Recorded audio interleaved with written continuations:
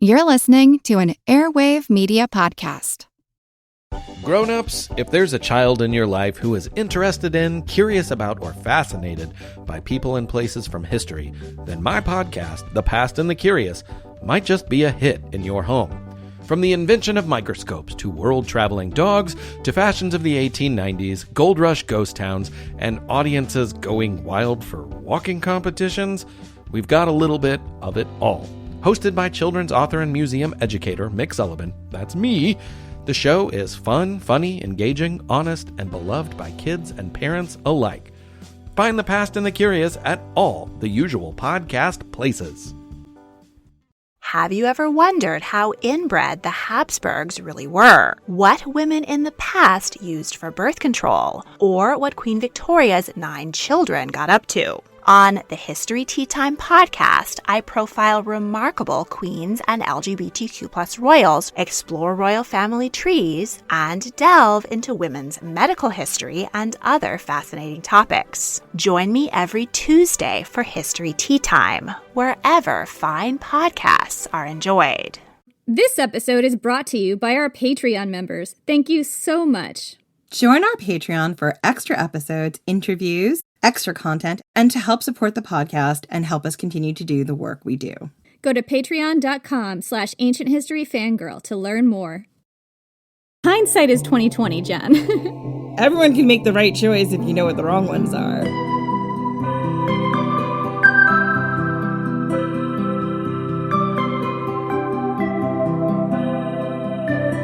Though it was now morning, the light was still exceedingly faint and doubtful.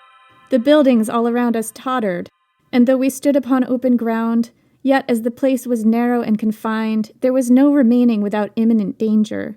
We therefore resolved to quit the town. A panic-stricken crowd followed us, and, as to a mind distracted with terror every suggestion seems more prudent than its own, pressed on us in dense array to drive us forward as we came out. Being at a convenient distance from the houses, we stood still, in the midst of a most dangerous and dreadful scene. The chariots, which we had ordered to be drawn out, were so agitated backwards and forwards, though upon the most level ground, that we could not keep them steady, even by supporting them with large stones. The sea seemed to roll back upon itself, and to be driven from its banks by the convulsive motion of the earth. It is certain at least the shore was considerably enlarged, and several sea animals were left upon it. On the other side, a black and dreadful cloud, broken with rapid zigzag flashes, revealed behind it variously shaped masses of flame. These last were like sheet lightning, but much larger. Upon this our Spanish friend, whom I had mentioned above, addressing himself to my mother and me with great energy and urgency, "If your brother," he said, "if your uncle be safe, he surely wishes you may be so too. But if he perished, it was his desire, no doubt, that you might both survive him. Why, therefore, do you delay your escape a moment?" We could never think of our own safety, we said, while we were uncertain of his. Upon this our friend left us, and withdrew from the danger with the utmost precipitation. Soon afterwards the cloud began to descend and cover the sea. It had already surrounded and concealed the island of Capri and the promontory of Misenum. My mother now besought, urged, even commanded me to make my escape at any rate, which, as I was young, I might easily do. As for herself, she said, her age and corpulency rendered all attempts of that sort impossible. However, she would willingly meet death if she could have the satisfaction of seeing that she was not the occasion of mine. But I absolutely refused to leave her, and, taking her by the hand, compelled her to go with me. She complied with great reluctance, and not without many reproaches to herself for retarding my flight. The ashes now began to fall upon us, though in no great quantity. I looked back. A dense, dark mist seemed to be following us, spreading itself over the country like a cloud. "Let us turn out of the high road," I said, "while we can still see, for fear that should we fall in the road, we should be pressed to death in the dark by the crowds that are following us." We had scarcely sat down when night came upon us, not such as we have when the sky is cloudy or when there is no moon, but that of a room when it is shut up and all the lights put out.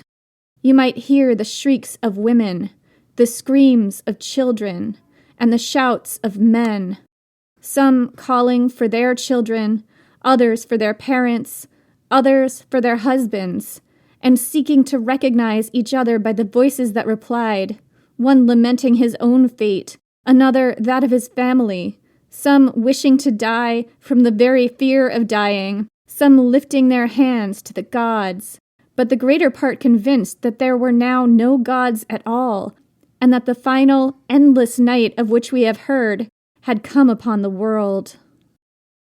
I'm Jenny Williamson. And I'm Jen McMenemy. And this is Ancient History Fangirl. The Pompeii edition! Woohoo! We finally made it! Oh, it's been over 5 years, and I've been waiting for this moment like the wild volcano nerd that I am. So that cold open that Jenny read us was a portion of the letter that Pliny the Younger wrote to Tacitus, describing the eruption of Mount Vesuvius. And I couldn't imagine a better beginning to this episode, so I just had to include it. This is one of the episodes that we were so excited about doing from the very beginning of starting this podcast. Jen had this idea about doing a Pompeii episode in exactly this format. I thought it was genius. We just didn't get to it till now because it didn't match the theme of what we were doing, but now it does. And here we are. Yeah, so thank you, Jenny. This is not going to be your typical Pompeii episode. And I'm saying that now because I know how much you all love our deep dives into all things historical and mythological.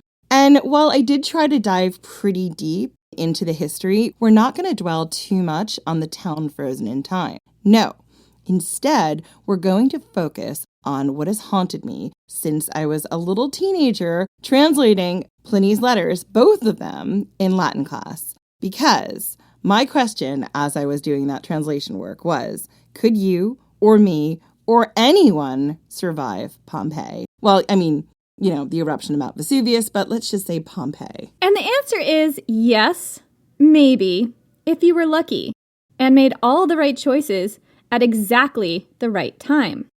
Many people survived the catastrophic eruption. While most people focus on those who perished at Pompeii and Herculaneum, this episode is going to look at those who survived and how the choices they made contributed to their survival or demise. This is Ancient History Fangirl. Could you survive a volcano? Choose Your Own Adventure edition. Woohoo! This is going to be so much fun. I can't wait. I've been so anticipating this for weeks as Jen has been writing it. I'm so excited. I know. And I was telling my husband who, we're all contemporary, Jenny, me, and my husband. We grew up in the 80s and 90s with the Choose Your Own Adventure books. And those books, I loved them so much. They were always so wild. So when I told him I was doing this, he was like, do you have dice? Are you going to roll the dice to see what happens? I'm like, no. This is a podcast. I have to simplify it a little bit. I don't remember ever doing this with dice. Those are the more technical ones, the more British ones, I'd say. Oh, gotcha.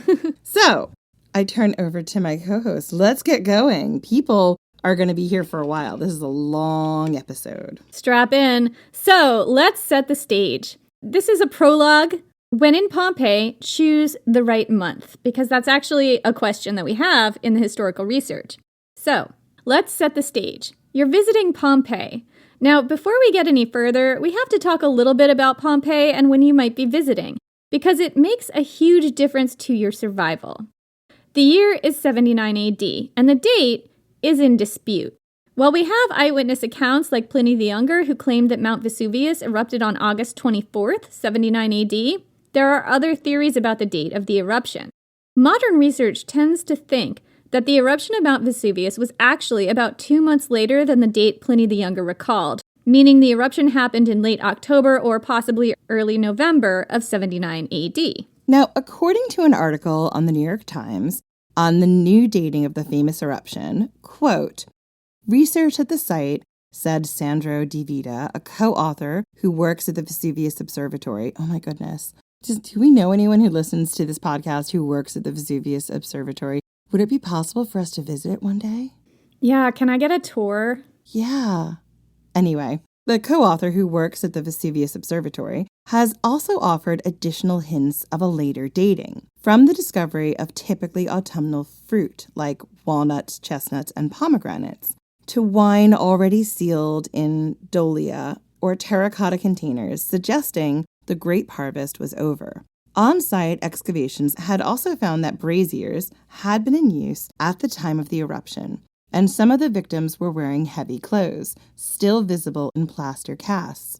This all offers a different interpretation from what Pliny wrote, he said. Now, this research suggests that the date of the eruption might be in question. The autumnal berries and fruit were harvested. The grapes were pressed into wine. People were wearing their autumn clothes. All of these things wouldn't have happened in August. I mean, I've been to Pompeii in August. You don't dress like that. Rather, what they're showing people wearing would have been what they wore in late October.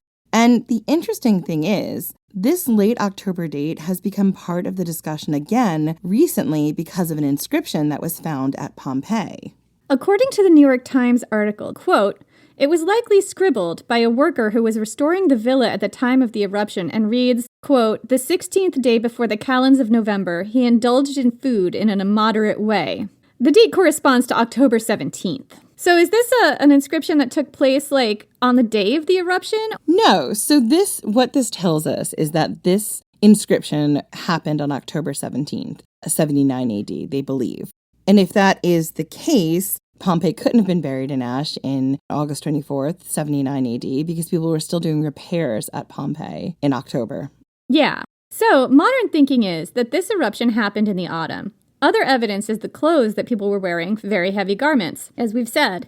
This is from an article on getty.edu about the dating of the eruption. Quote, "Ever since the rediscovery of the buried Vesuvian cities in the 18th century, some scholars have argued that the eruption occurred in autumn. Their evidence, the heavy clothing worn by some of the victims, still visible in plaster casts made from the cavities left in the volcanic ash by their bodies. Likewise, braziers were discovered in many houses in the region. Neither would be appropriate for the summer heat of southern Italy. Other scholars have countered that victims might have donned heavier clothing as they fled the fiery falling ash, and braziers were used for cooking as well as heating, so may well have been used in summer." But now here's the tricky bit. What about the eyewitness account? Pliny the Younger tells us the eruption happened in August of 79 AD.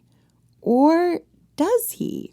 The original letter that Pliny wrote no longer exists, but his words, his account, has come down to us through copies of his letter. The oldest copy is where we get the date from, but it is a copy of a copy. Could the date have been corrupted or mistranslated? Possibly. Even probably. Ooh, I've got my conspiracy tinfoil hat on. And that has to do with who was writing down and copying these letters and what might be gained from altering the date. So according to that same New York Times article, the oldest copy of Pliny the Younger's famous letter is stored in the Florence-based Medicia Laurenziana Library. Monks would have copied down Pliny's letter in the Middle Ages to preserve it for the future.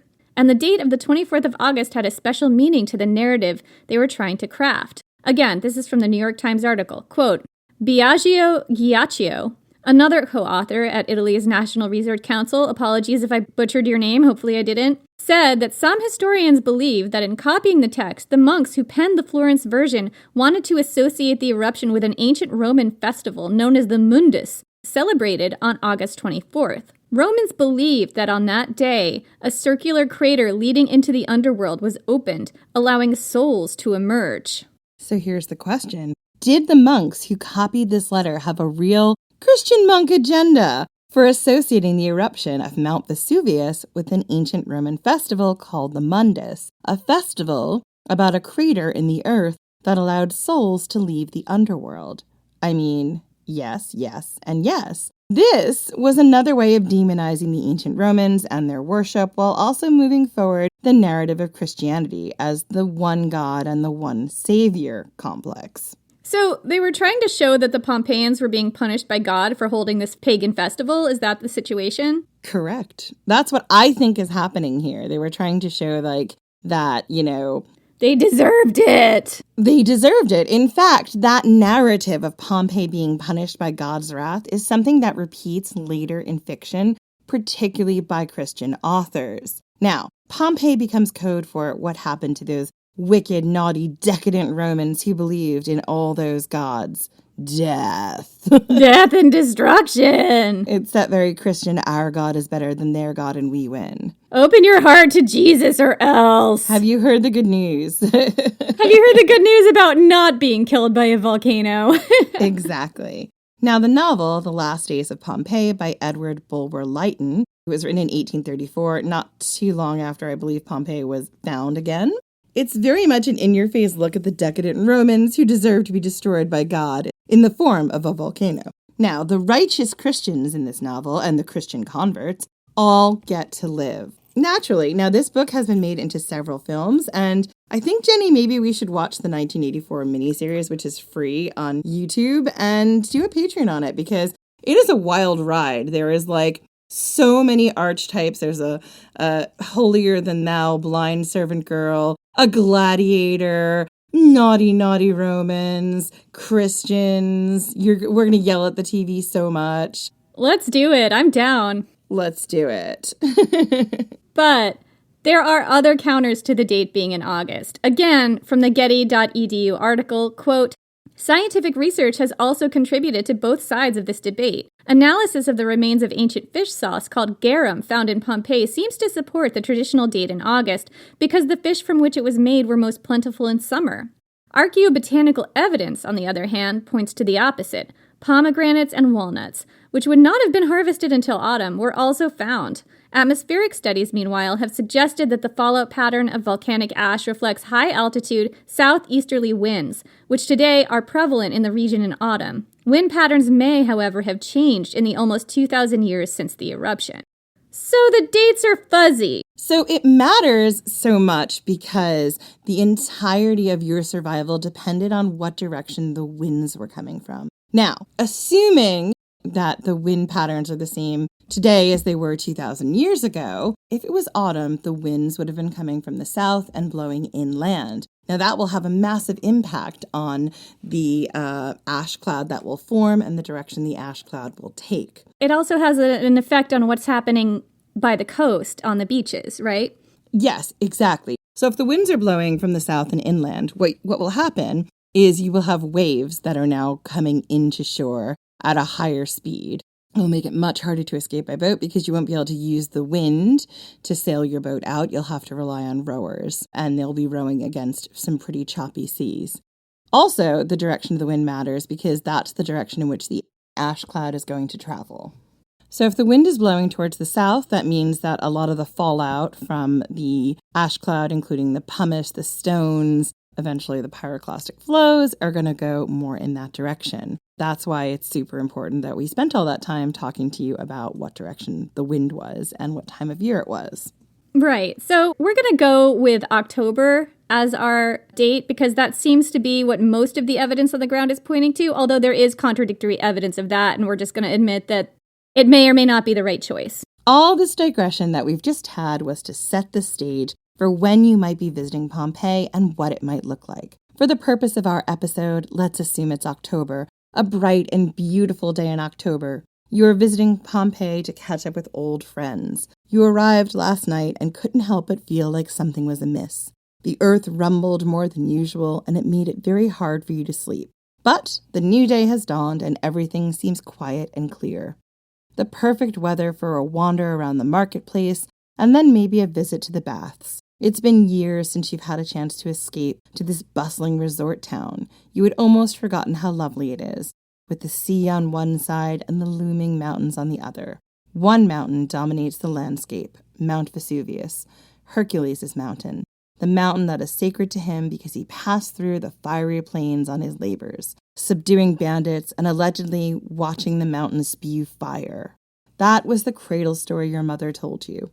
Your father told you that Pompeii was famous for one thing, its devotion to Venus and all her earthly priestesses. Your father, unsurprisingly, never told you that story when your mother was around. You're excited about the big gladiatorial matches that are scheduled for this week. You've needed this break and are determined to make the most of it. You're not sure when you'll have a chance to escape the pressures of work and visit a place as lovely as Pompeii. Question. What is my work, Jen? Well, here's the thing, Jenny. I had to explain this to Jenny earlier. Because it's been a while since I did a Choose Your Own Adventure. It has. When you do a choose your own adventure, the point is you are the character. So, you, Jenny, are the character. I have decided to Romanize your name. Your name is Generva, and you are a high-class Hetera. Of course I am. I'm the highest class Hetera. You're out of the game now for the most part. Well, obviously, because I made my fortune when I was 15, as one does. As you do, because it's a dark, dark, dark world. That's right. And now, I've aged out. I'm 21. I'm clearly over the hill, and I'm just living on my royalties at the moment. I mean, of course you'd be a Hetera. You're well-educated, you're outspoken, you're independently wealthy. Naturally. So, the cool breeze blows in from the harbor as you and your friends walk down to the marketplace. You are talking, remembering good times. You stop to pick a pomegranate off a laden branch, the fruit heavy and ripe. You remark on the size of the fruit, and your friends laugh. Your head aches from the wine you consumed last night. One too many craters. This morning you still feel in the thrall of Dionysus. And you don't mind that feeling, as if everything is blurry around the edges, and sweet and ripe and safe. And for a moment, everything is as it should be. It's around 9 a.m., bright and clear and still cool. But you know it will be a hot day once the sun reaches its apex. Your friends and you are moving slowly. One of them suggests getting another cup of wine to stave off the headache he feels beginning to form. You all laugh and agree, stopping at a small food stall. Just as the merchant hands over a hunk of fresh cheese, bread, grapes, and 4 cups of wine, you feel the earth begin to move. At first, you are certain this cannot be real. Your brain is still rolling from the sea voyage, or maybe the wine. But as the second tremor begins, you know that this is happening. You duck, covering your head as one of your friends pulls you into a doorway. Everything around you is moving and writhing, the earth is shaking, and that's when you hear it. It's a sound you cannot explain. It is so loud and so piercing that you cover your ears and still it does no good. You feel like your head is shattering from the sound.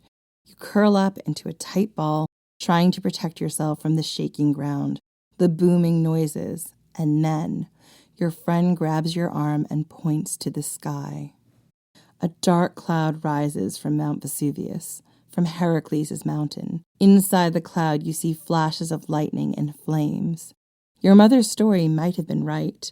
Perhaps this is what Hercules saw. And as you watch the cloud grow and darken, the sun begins to disappear. The mountain is over 6 miles away, but it might as well be on your doorstep for how quickly the clouds begin to cover the sky. As the cloud fans out, you begin to wonder if this truly is the end of the world, if the gods have come down from the sky, angry enough with humanity to destroy it all. Your friend is saying something. You cannot understand, your ears still ache, and all you can hear is a hollow ringing. Your other friend is making wild gestures, motioning in the direction of the harbor. You shake your head and point to your ears, trying to make them understand. And then finally you can hear again. Each of your friends is speaking quickly, almost out of breath. We have to flee. I have never seen anything like that before. We have to get to safety. Your friend Phaedra says. You nod. Yes, but is there anywhere still safe on this earth after that earthquake, or from the fire of the mountain? It's time to make some choices. Ooh, is it time to make some choices? It is. All right, Generva, here we go.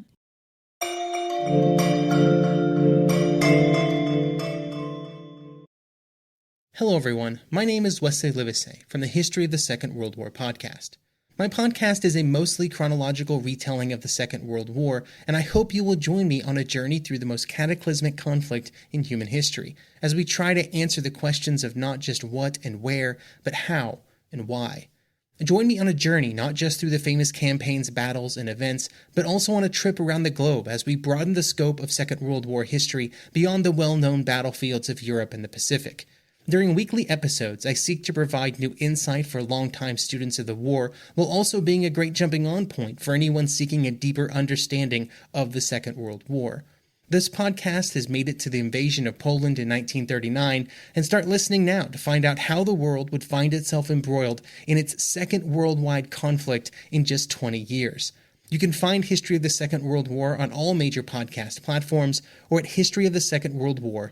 No one hates history, they just haven't found the right teacher yet. Or in this case, a nerdy best friend who loves to tell you all about world history, women's history, and weird history. Hi, I'm TK, the creator of For the Love of History podcast, a place for people who want to learn more but don't know where to start, and history lovers who want to break from the mainstream. From rat trials to warrior women, we cover topics from every country and era. Whether you're a history expert or just starting out, there's a place for you here in the Time Machine. So join me every Friday on your favorite podcast platform and YouTube for a brand new topic. See you there. Bye.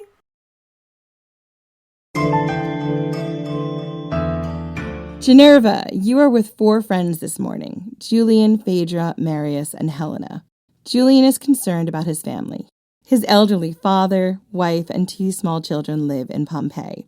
He decides that he is going to return to his villa and see if they can wait out the storm of fire and ash. He offers you a spot at his hearth to pass the storm. Do you accept?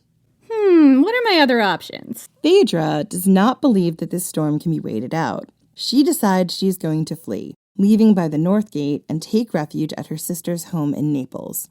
This route will mean passing very closely to Mount Vesuvius, even closer to the eruption. Phaedra tells you that you will also be welcomed at her sister's house.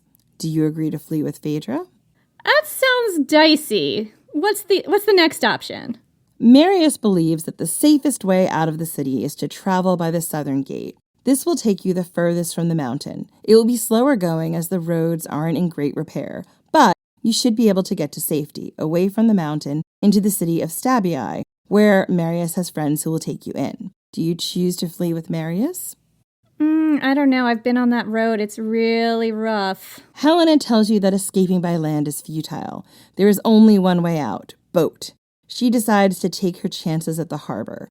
She has a friend, a merchant, whose boat is currently docked there, and she is convinced that he will be able to take her across the harbor and to safety. Do you choose to follow her? Oh, this is rough. So let me just go over my options. My options are go north toward Mount Vesuvius. Don't like that one. Go south over roads in bad repair. Don't like that one. Shelter in place or leave by boat. There's another way. Going east, right? Over the steep mountain passes. Yeah, there is another way.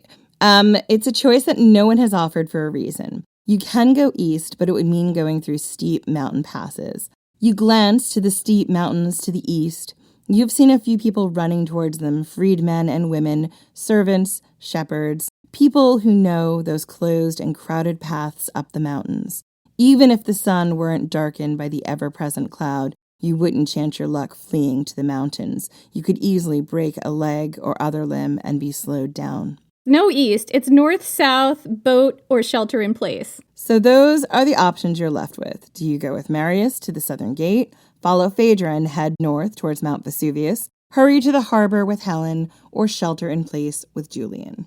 I think I'm going to regret this, but I think I'm going to choose shelter in place. Okay, I'm going to have a drink before I continue because shit's gonna go down, babe.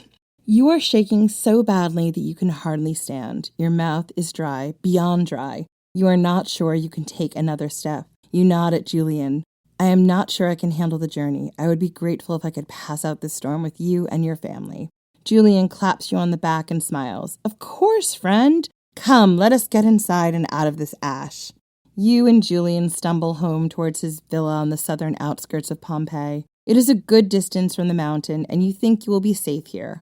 Outside his villa, his dog is tied up. It howls and whines, barking at the swiftly falling ash that coats everything.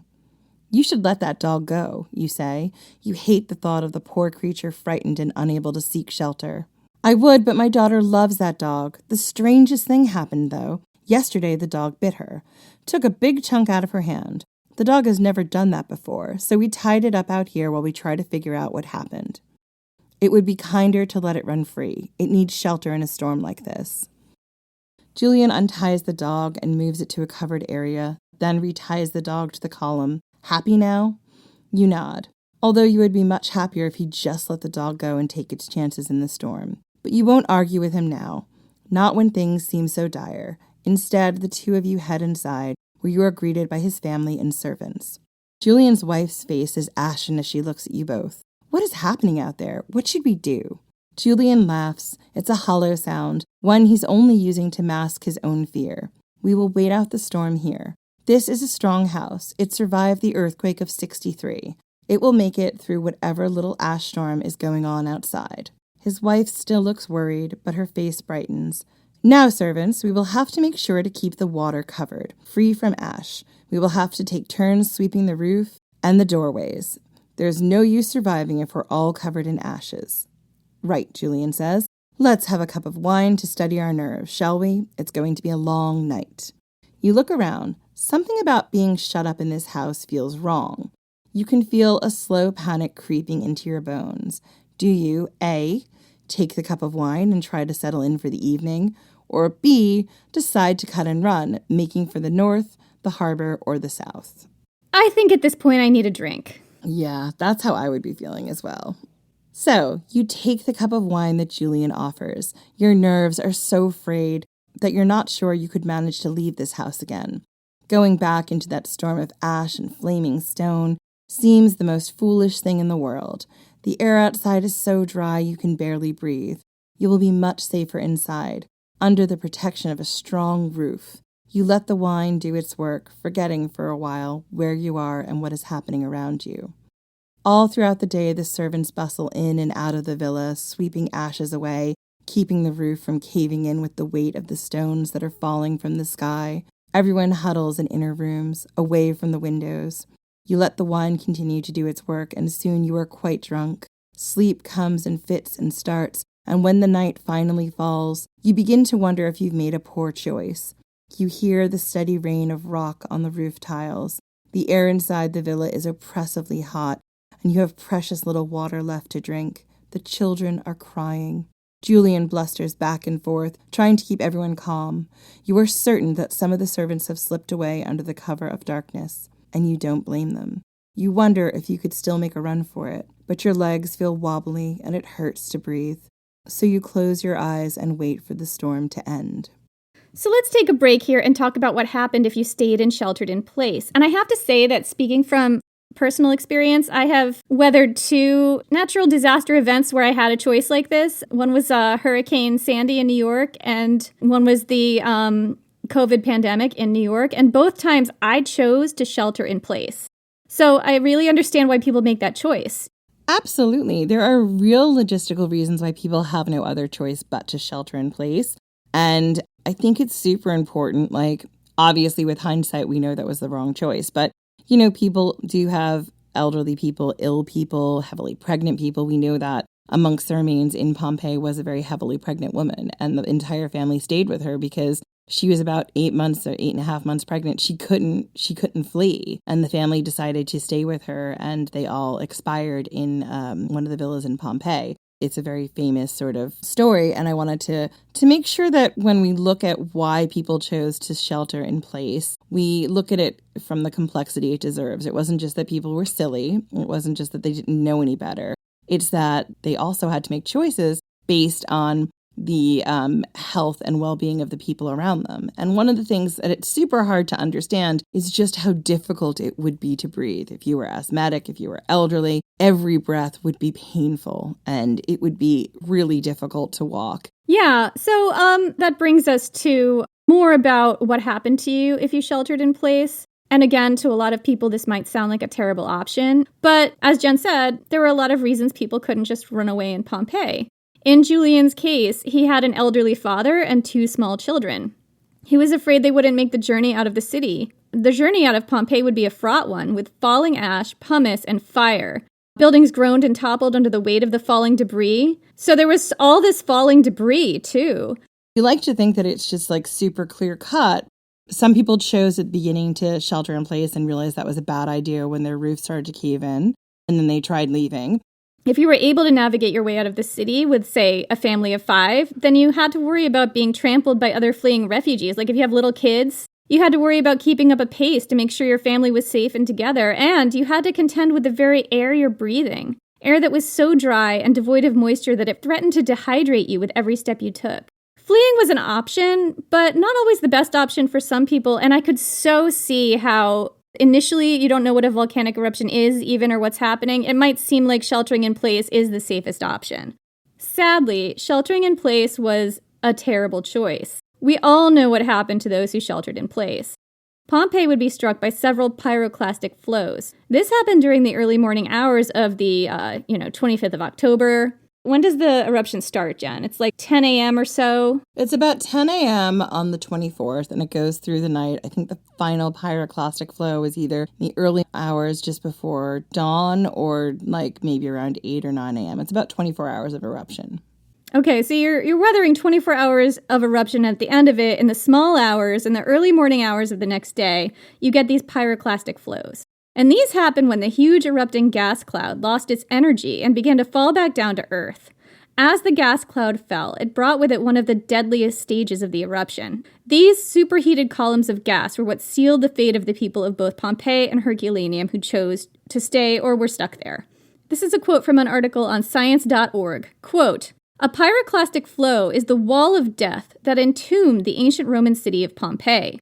These blackened, billowing clouds of 7,000 degrees Celsius, gas, ash, and rock thundered down the slopes of erupting volcanoes at speeds of up to 725 kilometers per hour, 500 to 600 miles an hour, approximately, I'm guessing, incinerating and demolishing most everything in their path.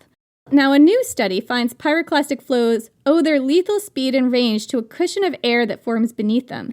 National Geographic reports, this layer of air allows the ashen flow to float above the landscape, cutting down on friction and increasing the plume's speed and distance. So there were several pyroclastic flows at the end stage of this eruption, but the first one would have been fatal. Here's what recent research tells us about this fatal part of the eruption. This is a quote from an article in The Guardian. Quote, and I had to give you this because it tells you about, it's all the gross details Jenny wants about brains being boiled. That's what I want. That's what I live for. Quote, the study by researchers from the Department of Earth and Geoenvironmental Sciences of the University of Bari in collaboration with the National Institute of Geophysics and Volcanography, INGV, and the British Geological Survey in Edinburgh, has revealed the duration of the so-called pyroclastic flow, a dense, fast-moving flow of solidified lava pieces, volcanic ash, and hot gases that hit the ancient Roman city minutes after the volcano erupted.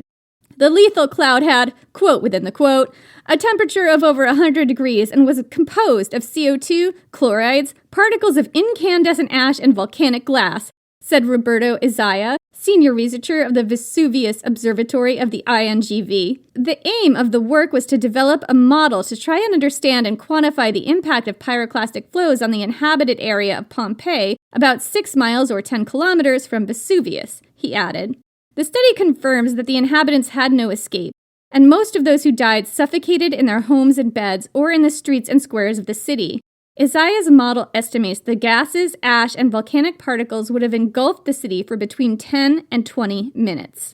That's what happens if you shelter in place, kids. Yeah. After a day and a night of violent eruption, those who had chosen to stay in Pompeii would meet their end in about 15 minutes. Their end would have been brutal, with superheated gases washing over them and freezing them in time and space forever. Their brains would have vitrified from the heat. Know you love a vitrification. You know I love vitrified brains, Jen. So at this point, you've accepted the cup of wine, you've stayed the night at Julian's, and things did not work out well. I've chosen my fate. During the early morning hours, the first pyroclastic flow sweeps over the city, killing you instantly, vitrifying your brain and entombing your remains in time. You die with Julian and his whole family. In 2,000 years, gentlemen scholars come along, pour plaster into the ash cavity your corpse made, and cart it around to museums for people to stare and wonder at. The end. I don't think I'm going to accept that drink after all. Just rethinking that cup of wine. I'm glad you said no. Dionysus also approves in this instance. Just in this instance, though. Yeah. Now, let's say you chose to leave Julian's villa before you accepted that cup of wine. As you exit, you untie the poor dog. Thank you. The beast deserves a right to find its own shelter in this storm. That's the most important part of this whole choose your own adventure is the dog lives. The dog lives, guys. That dog makes it. You begin to walk south, hoping to catch up with Marius. But Marius is a good few hours ahead of you, and the stream of refugees is intense. The crowds of people block the south gate and traffic seems to be at a standstill. You move along very slowly. Now you're unsure if this was a wise decision after all. Once you are through the gate, the traffic is still slow, but at least you're moving along at a decent pace. By about 4 p.m., you make it to Stabii. Though it's only about 4.5 miles from Pompeii, you feel like you've been walking for days. Your throat is so dry you can barely breathe. The lines of refugees have moved so slowly, sometimes completely immobile after a bit of flaming debris hits the earth around you. You have wrapped your nose and mouth with a strip you've torn from your tunic. It does little to protect you from the brutal air, but it's better than nothing. As you arrive in Stabii, you're surprised to find a familiar face. Marius is sitting outside a well-kept villa. He smiles. "You made it!" You nod. "I decided at the last moment to join you." "Wise decision, old friend. I'm going to take a moment's rest and continue onwards. If you are too tired, you are welcome to stay here at my friend's villa. But I have a strange feeling that is drawing me to continue my journey." Do you, A, stay in the villa in Stabii, or B, continue on with Marius to the next town?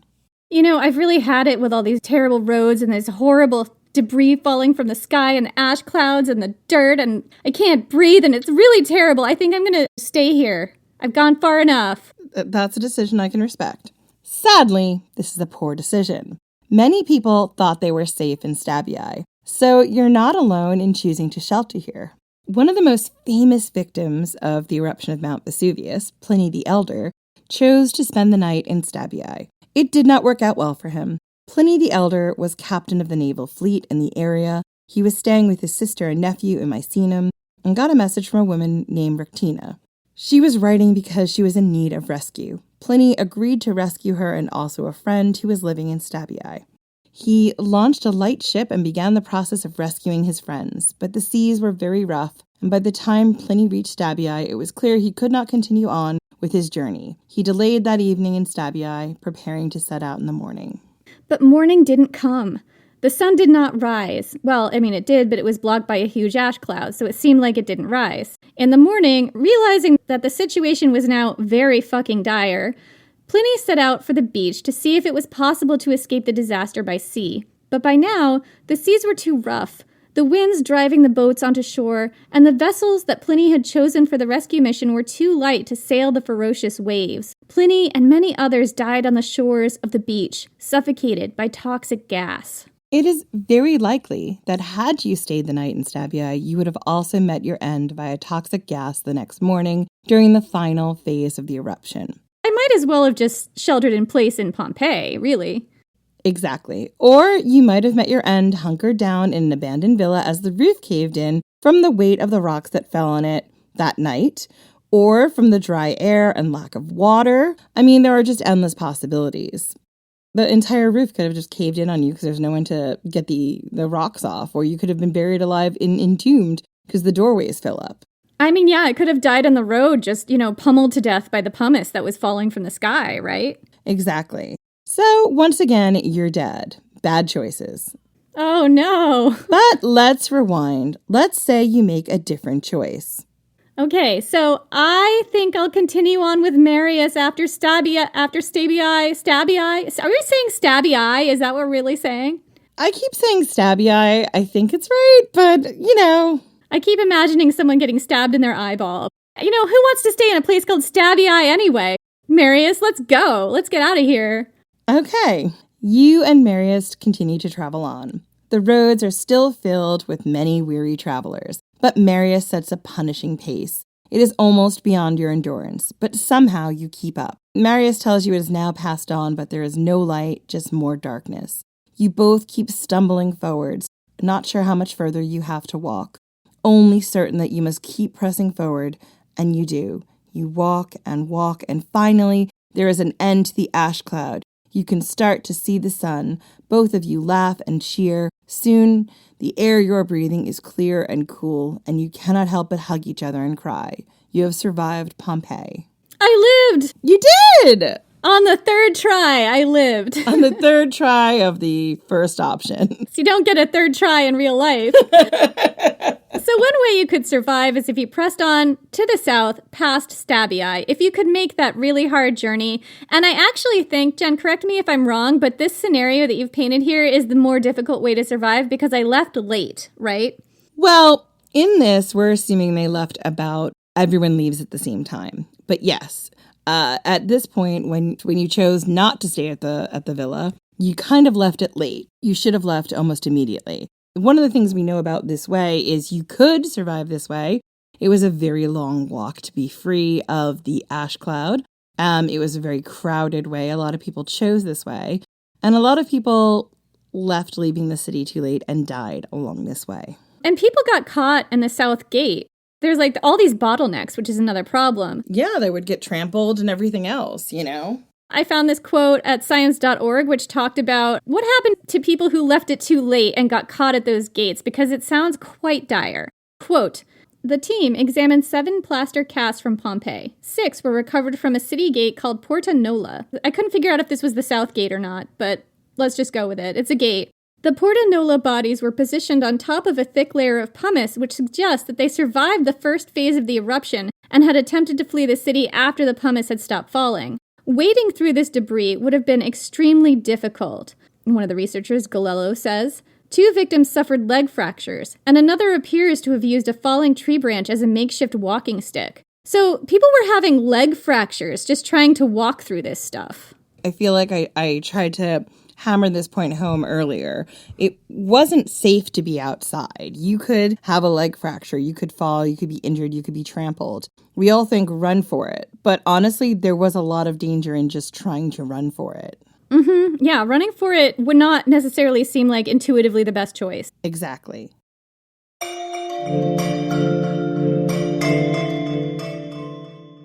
Pele, Hawaiian goddess of volcanoes, fire, and rebirth. Maeve, Celtic warrior queen and nemesis of heroes.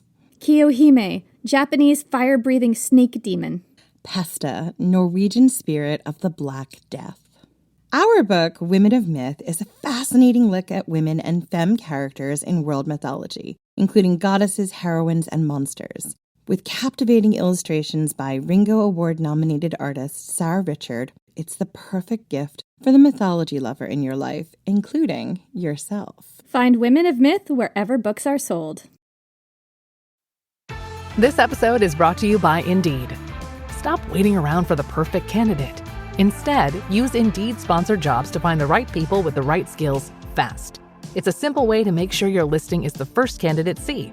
According to Indeed data, sponsored jobs have 4 times more applicants than non-sponsored jobs. So go build your dream team today with Indeed. Get a $75 sponsored job credit at Indeed.com/podcast. Terms and conditions apply.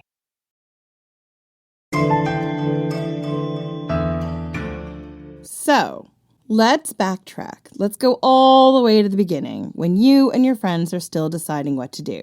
Do you shelter in place with Julian? We've told you not to do this. Don't do that. Don't do that. Do you go south with Marius? It's possible that you could survive as long as you don't take that pit stop in Stabii.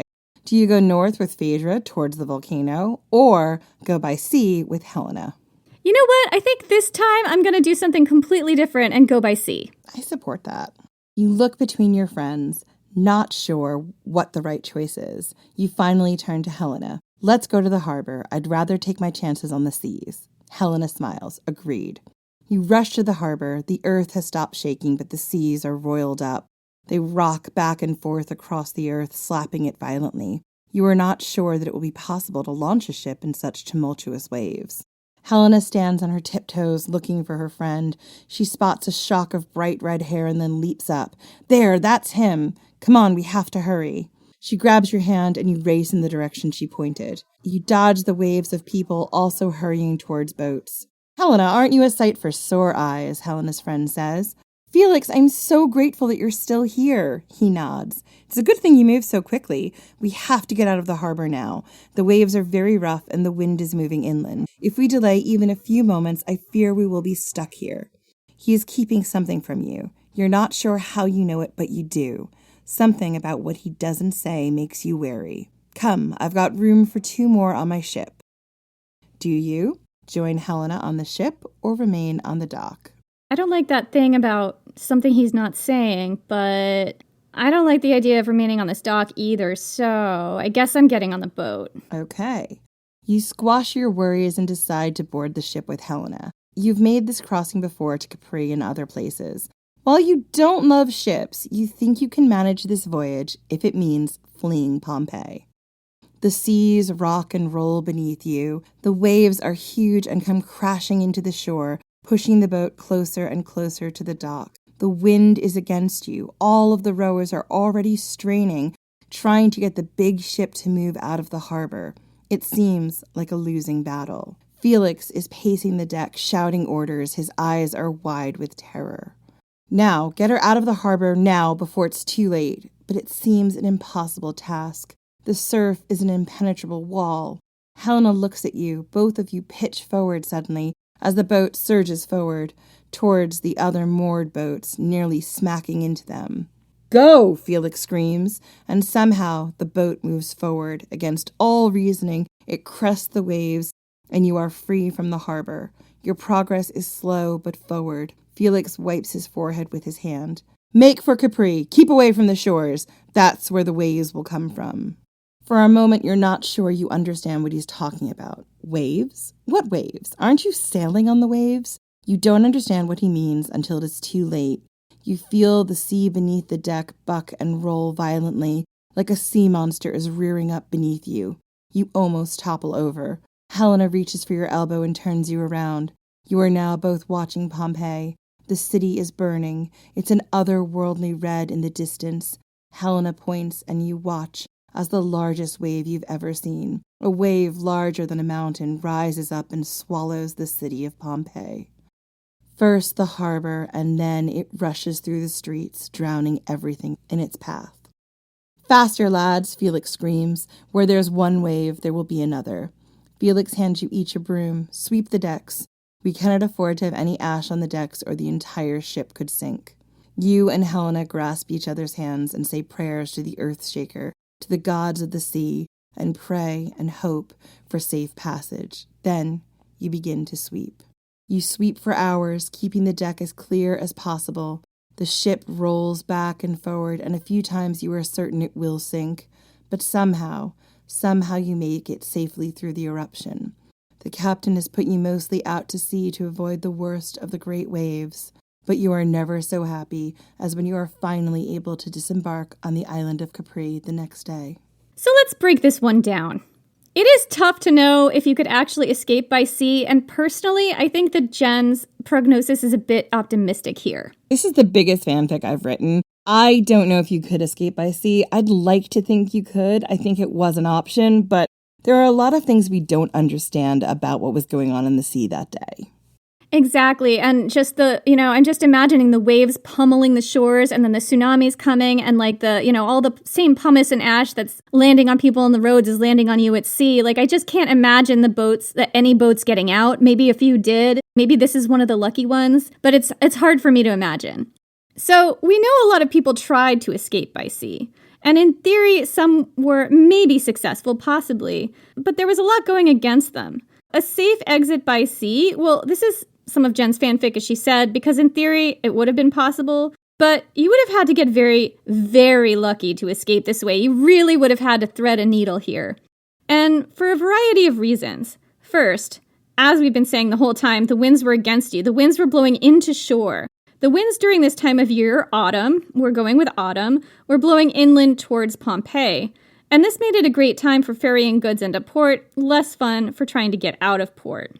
Because the winds were against you, that meant you need a ship that could cut through the waves and had enough people power at the oars to make it out of the harbor. I mean, obviously, sails were not going to work here. No, sails are utterly useless unless you want to continue crashing into other boats that are parked in dock.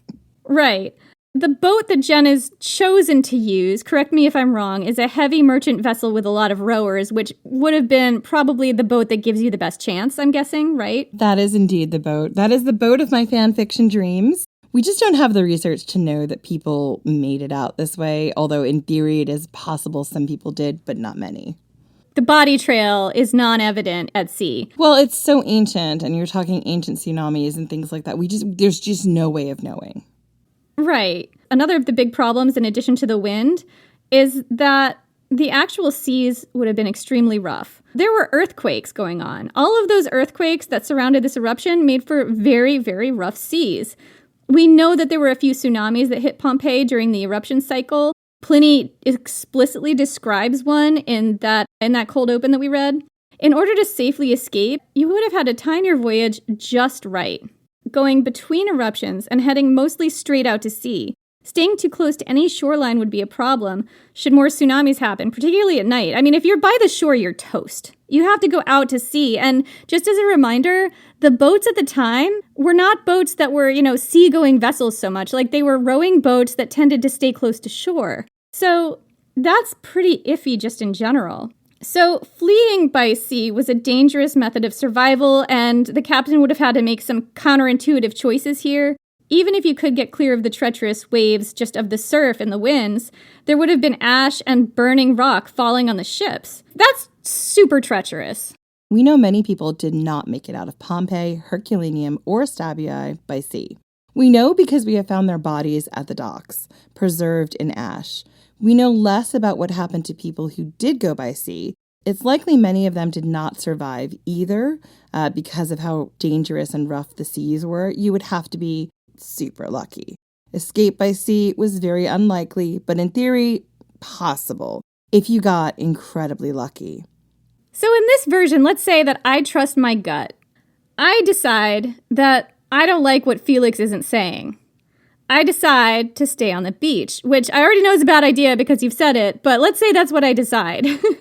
Okay, B, you stayed on the dock.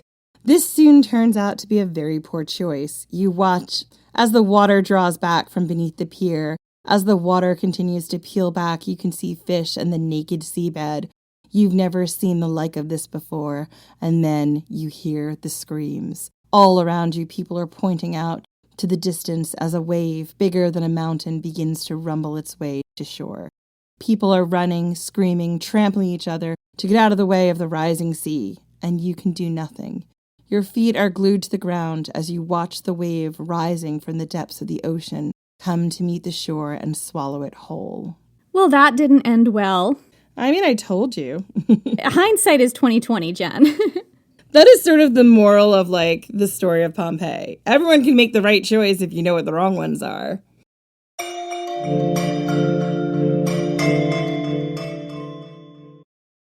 Ryan Reynolds here from Mint Mobile with a message for everyone paying big wireless way too much.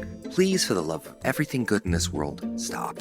With Mint, you can get premium wireless for just $15 a month. Of course, if you enjoy overpaying, no judgments, but that's weird. Okay, one judgment. Anyway, give it a try at mintmobile.com/switch. Upfront payment of $45 for 3-month plan, equivalent to $15 per month required. Intro rate first 3 months only, then full price plan options available. Taxes and fees extra. See full terms at mintmobile.com. Okay, so we rewind. You're standing in Pompeii on the morning of the eruption. You have choices. To the sea with Helena. We saw how that ended. Shelter in place with Julian. South with Marius. Or north with Phaedra. I really don't like that north situation. So here's what I'm going to try and do. I'm going to go south with Marius right away. That worked out for me last time, and I think starting even earlier is better. Okay, south with Marius. I'll come with you, Marius. Let's get out of the city while there's still time. Marius nods. Wrap your face and mouth with cloth, he says, tearing off a piece of his tunic to do so. There is something strange with this air, and I don't think it would do well to breathe it in. You agree and do the same. The city is in utter chaos. Most people are fleeing to their homes and towards the south gate. The south gate leads away from the mountains to Stabiae and beyond. You glance over your shoulder and look at the thundering mountain behind you. You wish you hadn't looked back. The mountain is a looming black tower of darkness. A huge cloud shaped like a pine tree rises from the mountain and high into the sky. It blocks out all the light, but the mountain makes its own light. Red flames light the volcano. Lava slowly oozes down the sides of the mountain, far away. From this distance, it's only red streaks. Volcanic lightning illuminates the dark cloud above the mountain. And even here, in the center of town, the ash and stones have begun to rain down. You know that Phaedra was headed towards the north gate, towards the mountain, and you think it must have been madness that drove her in that direction. Marius grew up in Pompeii and knows the streets here like the back of his hand. He nimbly dodges in and out of the heavy traffic, avoiding falling stones and crowds. Soon you are at the south gate. You manage to slip out before the streams of refugees. But Marius does not slow his pace. "We can stop when we reach Stabii," he says. It rapidly becomes dark as night. You stumble forward in the darkness. You pass others like you, refugees fleeing the city. They all have the same dazed expressions. Some are moving quickly, others slowly, causing long lines and traffic jams. A few times you almost stop, seeing a woman or child struggling to keep the pace of the crowds, but Marius shakes his head and drags you along. This is survival, and you cannot stop. Along the way, you find a branch and are able to craft a makeshift torch. It is crucial as the ground before you is uneven and has had some damage from the last earthquake. You do not know how many hours have passed, only that every bone in your body aches and you want to lie down. Your breathing becomes labored. The air is so dry, and you regret not stopping to pick up water. You catch up to Marius and tap his shoulder. "I can't breathe. I can't swallow. I need water." Marius's eyes are red-rimmed and wild. He shakes his head. Just a little longer, we're almost to Stabii. You are not sure you can make it any further. You shake your head and sit down on the ground. The exhaustion overtakes you. Marius shakes you roughly and places a cold rag on your forehead. You are not sure where this came from or how he made this miracle happen, but it is enough to rouse you. You continue to walk forward, making it to Stabii. You are utterly exhausted and feel like you cannot go on. What is the point? The world is in ruins. Marius looks angry. Something feels strange here. I do not think we are safe, and I do not think we can afford to delay. My friend's villa is just over there if you want to rest for the night, but I will be carrying on. Do you? Rest at the villa or carry on? We know both of these outcomes, and I'm not going to recap them. One of the things I didn't add into the complications is we're assuming you're an able-bodied person who's well and capable of walking and doesn't have any accidents befall them along the way, right? That also increases your chances of survival. While I'm not going to recap these options, we know what happens both ways. I want to talk about what we know about the people who fled south. The people who fled south probably thought they were safe once they reached Stabii, but they weren't. The pyroclastic flows and fallout from the eruption did eventually reach Stabii. The seas here were too rough to sail, so Stabii was not a safe place to wait out the eruption. We know that the majority of people who perished fleeing the eruption died fleeing south via the South Gate. And that's because this is where most of those bodies were found. As we said before, we painted a picture of people breaking their legs, trying to get through the South Gate, trying to walk through the pumice. And now, there are many reasons why this bottleneck at the South Gate and along the South Path happened. So first off, the South seemed like the safest path of escape. It's the most intuitive. It's away from the volcano, and every step in that direction should have been a step closer to safety. Second, the winds were blowing inland and south, and that meant that the ash cloud and danger was also blowing inland and south, meaning that traveling south meant you inhaled more fumes and fallout. I mean, people wouldn't have known this necessarily, but that's how it worked out. This would make breathing super difficult if you were heading south for a start. And it also means that all that pumice, ash, and rock would continuously fall on you throughout your journey, weighing you down, even crushing you, possibly fracturing your leg bones. What's interesting about this is that it looks like going north was heading into the gullet, but actually going south maybe would have been heading into the gullet. Based on how the wind was going, yes. So while you could escape this way, you had to be quick, you had to pack light, and you had to be able to pick your way out of bottlenecks and through crowds. But despite all of these issues, as long as you kept going south and you could move fast, that's key, and you were able-bodied, you had a chance of survival. You were better off leaving sooner rather than later. No second guessing. Absolutely none, and just don't stop. Just keep walking until you drop. As someone who did a half marathon, when I got finished with that half marathon, I was so done. And in order to be safe in a lot of these places, you would have to walk the equivalent of a half marathon or a full marathon. Let's go all the way back to the beginning. So far, we've tried going south. We've tried sheltering in place. We've tried to escape by sea. There's only one option we haven't tried. North. Straight into the flaming gullet of that sexy volcano. I mean, this still seems like a real bad idea. It really does. I'll go north with Phaedra, you say. All of your friends look at you as if you've gone mad, all except Phaedra. The roads to the north are better maintained, she explains, and the wind is blowing towards the south. All we have to do is keep walking to Naples. We should be safe there. Your friends look horrified. Phaedra, you are talking about walking right into the path of that mountain, of the eruption. That is madness. Phaedra shakes her head. Trust me. And you do. You stop on your way out of the city at Phaedra's home and grab a hunk of bread, cheese, a torch, and a small water skin. You take nothing else. Phaedra sets a grueling pace, and you exit the city by 10:30 a.m. The roads between Naples and Pompeii are indeed well maintained. Even with the damage from the most recent eruption, you are able to easily follow the path. The air here is oppressively hot and dry. It's hard to breathe. You've covered your mouth and nose with a torn bit of your tunic. Not as many people are fleeing in this direction, but some follow you, thinking maybe you know a way to safety. So there are not as many refugees on this path, right? Well, we don't actually know how many took this path or not. And this path is an interesting path for a reason we're going to come to in a minute. I don't want to spoil it. But a lot of people would probably not have thought to run in this direction. It is indeed running into the direction closest to the mountain. You have to pass quite close to the mountain in order to get to Naples. Right. And also, like, the air is very hot and close and hard to breathe, but was there the level of pumice and ash falling on you in this direction like there was in the south? Yes, there was absolutely pumice and ash falling down here on you. You probably would have had more flaming projectiles because you were a little bit closer to the mountain. You might have been able to see lava in the distance. A lot of people freak out and think like lava is the most destructive part of a volcanic eruption, and it is incredibly destructive, but lava is actually quite slow moving. You can usually outpace lava unless it's coming from like a really steep incline or it has something else speeding it along. Like one of the things that was super deadly about the Mount St. Helens eruption was because it was a snow-covered mountain, when it erupted, the lava melted the snow, which created these, I think they're called lahars, which are fast-moving rivers of like water and snow and mud and everything else. That wouldn't have been the case here in Pompeii. You would have had lava. It probably would have been slow-moving. Gotcha.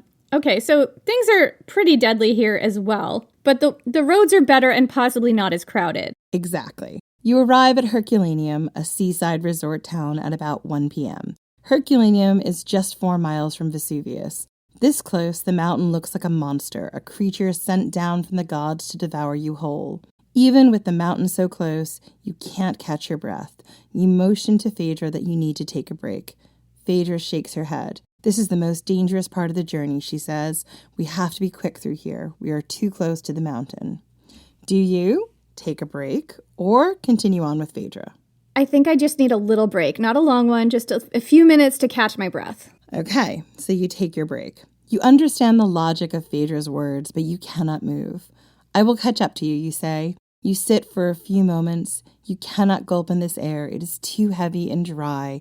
Instead, you take shallow breaths, trying to get your body ready for the rest of the journey. You are not sure how long you've sat here, but it feels like a while. Your eyes turn to the mountain and notice something strange. You see the slow flowing lava and also something else, a wall of ash rolling off the mountain like an avalanche.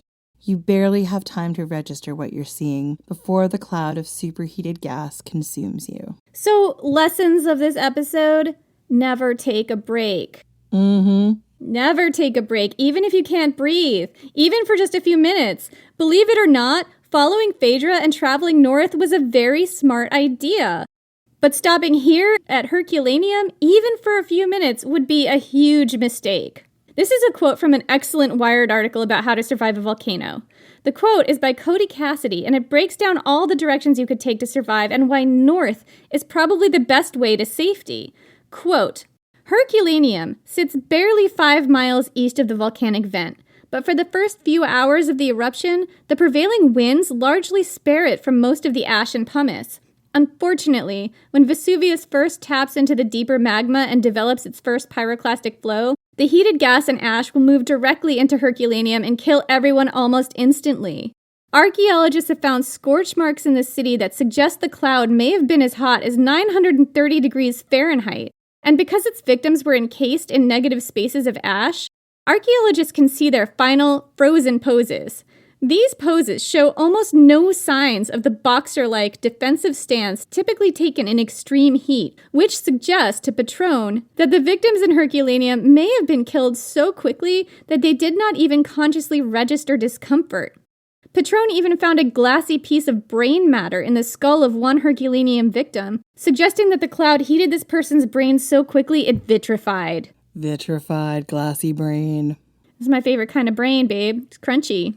So yeah, taking a break is a bad idea. Now, the timing of your escape here is key, because going north would only be a safe way to escape during the first few hours of the eruption. This Wired article theorized that the first pyroclastic flow that wiped out Herculaneum happened around 2 p.m. So essentially, you had until 2 p.m. to get through Herculaneum and be on the other side of the eruption. You would have to move quickly. It's a 13-mile walk from Pompeii to Naples, and you have a ticking clock, or exploding volcano, that is waiting to consume you. And when I was reading this article, I think it posited that you needed to have a pace of something like 3 to 4 miles an hour in order to make it through well into Naples and safety by the time of the final eruption. That isn't a jog, and it's not speed walking. It is a brisk walk. But it's a brisk walk through some pretty harrowing conditions. Not as harrowing as the South Gate, but pretty harrowing. Yeah, and I would say this is assuming you have no problems, the roads are safe, you can get around people. Like, making those 3 to 4 miles an hour is a decent clip that you have to move along, and you have to not get exhausted and fall over and stop. And you also have to be able to get there. Like, who knows what the road would have looked like? You can maintain, a brisk walk for a while, but can you maintain a brisk walk unbroken with no brakes at all, no water breaks, nothing, for 13 miles? Exactly. So, Jenny, you're going to carry on and chance it to get to Naples. I think that's the last chance left to me. So you and Phaedra continue on. You do not stop at Herculaneum. Instead, you press forward. It's only another 5 miles until you can be in the safety of Phaedra's sister's home. You walk through the day that feels like an endless night. You turn briefly and see a cloud of ash rolling off the mountain like an avalanche, rolling down the slopes and toward Herculaneum. You are grateful that Phaedra shamed you into carrying on. Night falls, you stumble forward in the darkness, following the weak light of your torch. You almost cannot believe when the air begins to change. Both you and Phaedra rip off the layers of cloth you've put on your mouth to protect yourself from the ash and gulp in deep, greedy breaths. You rub your eyes, convinced they must be deceiving you, but you can almost see the sky, the actual sky. It's dark and inky black, but you know it's the sky and not the ash cloud. Both of you whoop with joy, your hearts lifted as you practically jog the final mile to Phaedra's sister's house. The entire household is already awake when you arrive. Refugees have been streaming into Naples all day. Phaedra's sister hugs both of you. She tells you that she prayed to the gods for your deliverance. You do not have the heart to tell her the horrors you've seen, or the fact that you doubt the gods intervened on your behalf. You look at Phaedra. Thank you. You saved my life. So, there you have it. Evidence that you could have survived Pompeii. The best way out was most likely north. And if you were very lucky and very quick, and you made all the right choices, you had a couple of options. You could have made all the right choices in a few different directions, but you would have really had to maintain that pace in very challenging circumstances. And it's not just that, you had to be able-bodied, but you also had to be very lucky. You did. It's a miracle anyone made it away from this volcanic eruption. Because the eruption of Pompeii was incredibly deadly and ferocious. This is another quote from that excellent Wired article, which breaks down the eruption. Quote, "A volcano's explosive power largely depends on how its magma formed, which, contrary to what one might assume, is not from the Earth's molten core. Instead, it's created when unusual heat or circumstances contrive to melt the mantle or lower crust. Because pressure increases the melting point of the mantle by strengthening its chemical bonds, the mantle is almost entirely solid even in the extreme heat of the lower depths. Magma creation requires something unusual. It requires either unusual heat, an unusual drop in pressure, or an unusual pollutant, generally water, to enter the mantle that lowers its melting temperature." This is so volcano nerdy right now. I know, I love it. You have to give me just a little volcano nerd. What is a mantle? Okay, so, all right. Coming back in here.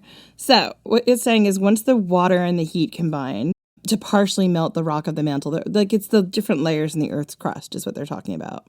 Okay, this is lava below the Earth's crust. Gotcha. It's below, yeah. Anyway, so we're talking about what is happening to this mantle. Yeah, essentially when water and other things begin to get in there. Right, and it's bad. It's not good. Right, so water lowers the melting temperature of rock by weakening its chemical bonds. Water does to rock what salt does to an icy road. Your worrisome situation in Vesuvius can be blamed on the latter, which is the process responsible for many of the world's most powerful volcanoes. The intrusion of water is the result of an oceanic plate sliding beneath a continental one. In this case, the sliver of the African plate covering the Adriatic Sea slid, and indeed continues to slide, let's be clear, beneath the Eurasian plate along Italy's east coast. In slabs beneath oceans, a small amount of water can infiltrate into their structure, and because water lowers a plate's melting temperature, this seemingly innocuous seepage is the first step of an incredibly volatile reaction that has led to some of the most catastrophic eruptions in history. See Krakatoa, 1883. My nerddom loves the Krakatoa eruption. Jen loves that Krakatoa, let me tell you what.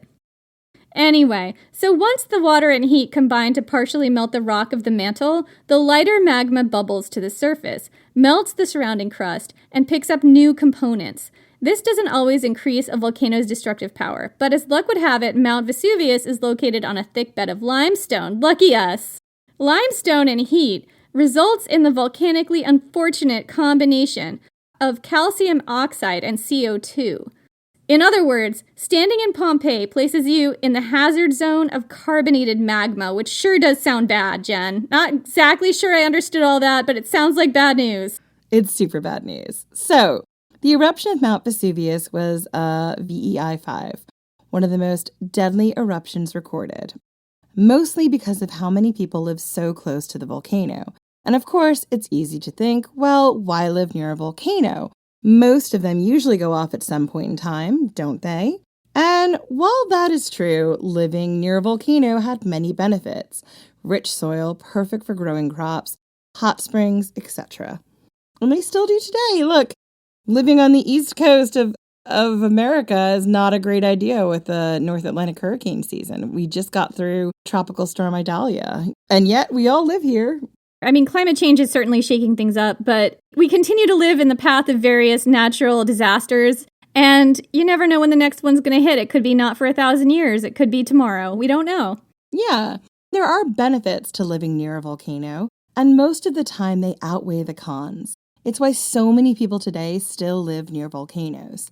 Mount Vesuvius erupts in cycles. The last major eruption was in 1944. It will erupt again, and the people of Naples live in the shadow of this threat. Mount Vesuvius has erupted 50 times, including the famous eruption in 79 AD, and a prehistoric eruption that wiped an entire settlement off the map. I wanted to pause here because it's possible that this eruption was actually preserved in that legend I mentioned earlier.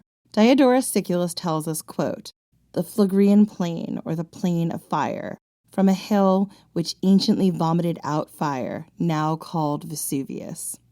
Hercules passed through this plain during his labors on his way to Sicily. I wonder if this story of Hercules, his mention of this plain of fire, ties back to the ancient people who died here when the mountain erupted and turned the fields to flames. It's just a thought. How long ago was that older eruption, Jen? I couldn't find the dates, but it's well prehistoric, like Stone Age. Wow. So I wanted to end this episode with Pliny's words, just as we began, because I cannot help coming back to the words of this survivor. Pliny waited many years to write down his account of the eruption of Mount Vesuvius. He sent them in 2 different letters to Tacitus, with the belief that these accounts would be recorded by Tacitus and make his uncle's death famous. But these accounts did more than just that. They helped us to understand volcanic eruptions. They are still incredibly valuable and important all these centuries later. So let's let the immortal words of Pliny close out this episode. Jenny, take it away. Quote, It now grew rather lighter, which we imagined to be rather the forerunner of an approaching burst of flames, as in truth it was, than the return of day. However, the fire fell at a distance from us. Then again we were immersed in thick darkness, and a heavy shower of ashes rained upon us, which we were obliged every now and then to stand up to shake off.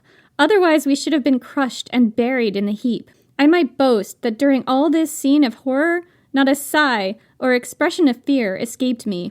Had not my support been grounded in that miserable, though mighty consolation that all mankind were involved in the same calamity and that I was perishing with the world itself. At last this dreadful darkness was dissipated by degrees. Like a cloud or smoke, the real day returned, and even the sun shone out, though with a lurid light, like when an eclipse is coming on.